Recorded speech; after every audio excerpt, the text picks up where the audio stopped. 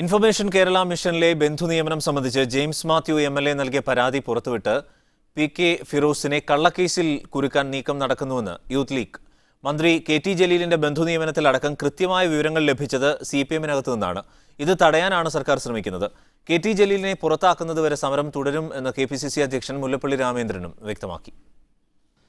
IKM-ലെ നിയമന ക്രമക്കേടുകൾ ചൂണ്ടിക്കാട്ടി പരാതി നൽകിയിരുന്നതായി ജെയിംസ് മാത്യു തന്നെ സമ്മതിച്ചിട്ടുണ്ട്.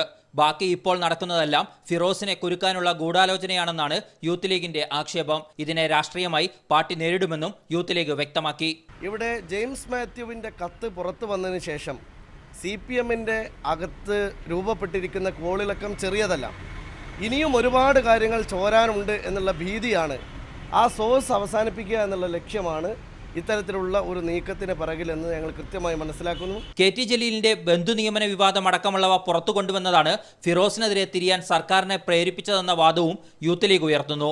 ബന്ധു നിയമനം തെളിഞ്ഞ സാഹചര്യത്തിൽ കെ.ടി. ജലീലിനെതിരെ നടപടിയെടുക്കാൻ മുഖ്യമന്ത്രി തയ്യാറാകണമെന്ന് കെ.പി.സി.സി അധ്യക്ഷനും ആവശ്യപ്പെട്ടു. പരവതാനിക്കുള്ളിൽ അത്തരമൊരു ആരോപണം മൂടിവെക്കാൻ സാധിക്കുമെന്ന് CPM കരുതുന്നത് തീർച്ചയായിട്ടും വിഡ്ഢിത്തം മാത്രമായിരിക്കുമെന്ന് ഞാൻ പറയട്ടെ. ഫിറോസിനെതിരെ കേസെടുക്കാനുള്ള നിർദ്ദേശം ഇതുവരെ ലഭിച്ചിട്ടില്ലെന്ന് കോഴിക്കോട് സിറ്റി പോലീസ് കമ്മീഷണറും വ്യക്തമാക്കി. മീഡിയ 1 കോഴിക്കോട്.